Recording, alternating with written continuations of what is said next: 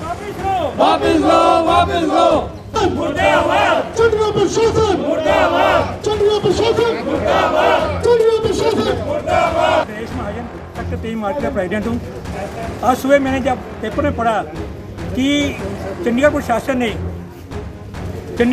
ने एक ऐसा फैसला सुनाया, एक ऐसा आदेश दे दिया जो कि मुगल के आजम में मुसलमान भी फैसला ऐसा देते थे।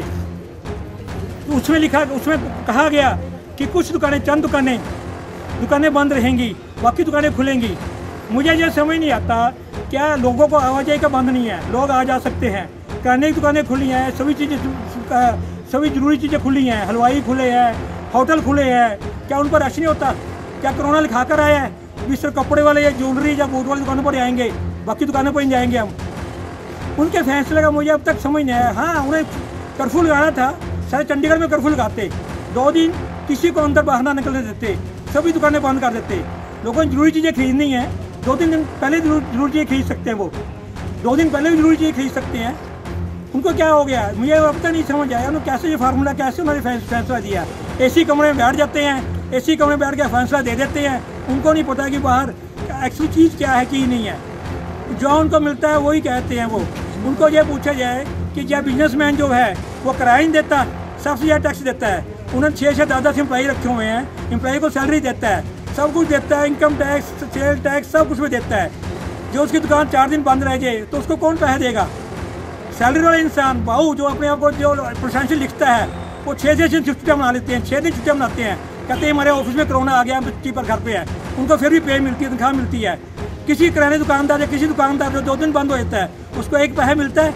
कोई प्रशासन नहीं सुनता, कोई प्रशासन 1 पैसा नहीं देता।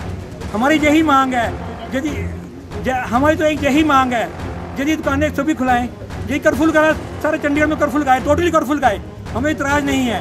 कोई लोग आए जाए ना, कोई बाहर ना आए, बिल्कुल। चंडीगढ़ प्रशासन मुर्दाबाद, अपना फैसला।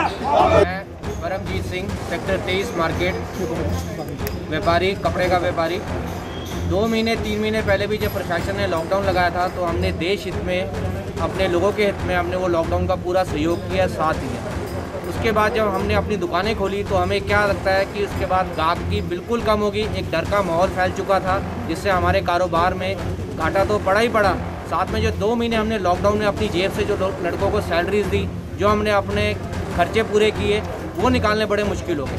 अब जब हमें लगा कि त्योहारों का टाइम आने लगा है, इस टाइम मार्केट में लोगों की आवाजाही बढ़ेगी, हम दुकानदारों को कुछ सपोर्ट मिलेगा, जिससे हम अपने वर्कर्स को, हम अपने एम्प्लॉयमेंट्स को, अपनी दुकानों के रेंट को, हम बकाये को अपने क्लियर कर सके। एंड मोमेंट में जो प्रशासन का तुगलकी फरमान कि आप पूरे शहर को खोलेंगे, सिर्फ दुकानदार भाई जो सबसे ज़्यादा योगदान टैक्स में करता है, जो सबसे ज़्यादा योगदान एम्प्लॉयमेंट में करता है, जो सबसे ज़्यादा योगदान अगर आप कोई भी कारोबार में देखें तो दुकानदार भाइयों का होता है। देश की तरक्की में जिसे हम कहते हैं जीएसटी रिटर्न चंडीगढ़ का इतने सालों से नंबर 1 रहा है, वो किसकी वजह से रहा है? वो हम जैसे दुकानदार भाइयों की वजह से रहा है।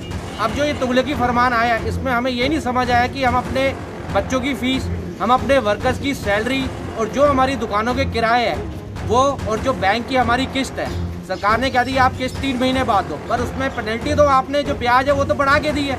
हमारी किस्तें माफ़ करनी चाहिए थी, हमारे बिजली के बिल माफ़ करने चाहिए थे, हमारी स्कूलों की जो बच्चों की क्लासेस नहीं हो रही, जो ऑनलाइन बच्चों को जो माँ बाप ही पढ़ा रहे हैं, उसके पैसे भी आप प्रशासन कह रहे कि आपको देने पड़ेंगे। तो हम दुकानदारों को सहूलियत क्या मिली? क्या दुकानदारों को प्रशासन चाहता है कि हम बेरोजगार हो जाए? क्या भुखमरी बढ़े? यहाँ पे कोरोना से तो हमें मालूम है कि खतरा है, पर जो बेरोजगारी बढ़ेगी, जिससे अनएम्प्लॉयमेंट बढ़ेगा, उससे कितना खतरा, क्या प्रशासन को इस चीज़ की खबर है? मार्केट में जी दुकान है जी, ਸਾਨੂੰ ਸਭ ਤੋਂ ਇਹ ਗੱਲ ਸਮਝ ਨਹੀਂ ਆਉਂਦੀ ਹੈ ਫਰਮਾਨ ਦੇ ਜਿਹੜਾ ਹੈਗਾ ਅੱਜ ਜਦੋਂ ਦਾ ਲੋਕਡਾਊਨ ਖੁੱਲ੍ਹਿਆ ਹੈਗਾ ਹੈ, ਅਸੀਂ ਆਪਣੇ ਬਾਹਰ ਸੈਨੀਟਾਈਜ਼ਰ ਲਗਾਇਆ, ਹਰ ਇੱਕ ਕਸਟਮਰ ਦਾ ਟੈਂਪਰੇਚਰ ਚੈੱਕ ਕਰਕੇ ਸੈਨੀਟਾਈਜ਼ ਕਰਾ ਕੇ ਉਹਨੂੰ ਅੰਦਰ ਕਰਨੇ ਆ। ਅਸੀਂ ਇਹਨੇ ਪ੍ਰੀਕੋਸ਼ਨਸ ਲੈਣੇ ਆ। ਫਿਰ ਇਸ ਟਾਈਮ ਐਂਡ ਟਾਈਮ ਤੇ ਆ ਕੇ ਸਰਕਾਰ ਨੇ ਤੁਗਲਕੀ ਫਰਮਾਨ ਕਿਉਂ ਸੁਣਾਇਆ ਸਾਨੂੰ? ਸਾਡੀਆਂ ਦੁਕਾਨਾਂ ਬੰਦ ਕਰਾਉਣ ਦਾ ਕੀ ਰੀਜ਼ਨ ਹੈਗਾ ਇਹ?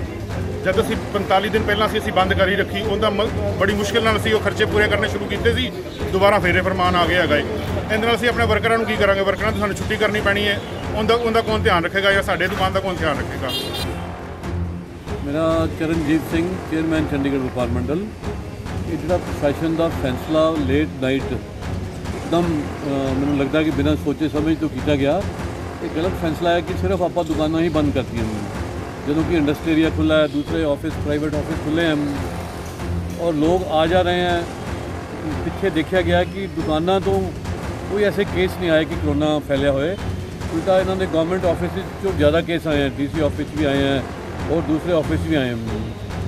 तो मैंने लगता है कि इस गल नाल कोई खास फायदा नहीं होना उस बीमारी को रोकने च, और सिर्फ दुकानदारों का, क्योंकि खर्चा वगैरह बड़ा होंगे, एक्सपेंसिस होंगे हैं, किराया देना पैंदा है, स्टाफ को सैलरी देनी पैंदी है। जे 2 दिन दुकानें बंद रहनगियां तो हफ्ते महीने शायद 8 दिन हो जाएंगियां, तो होर भी जी इकनॉमिक हालत खराब हो जाएगी। तो दुकाना सारियां ही अगे तो ये नहीं बंद करनी चाहिए और खोलनी चाहिए, दोनों देना चाहिए।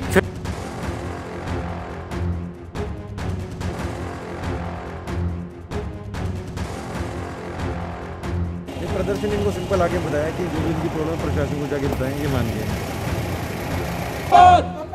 वापिस लो, वापिस लो, वापिस लो, मुर्दे आवाज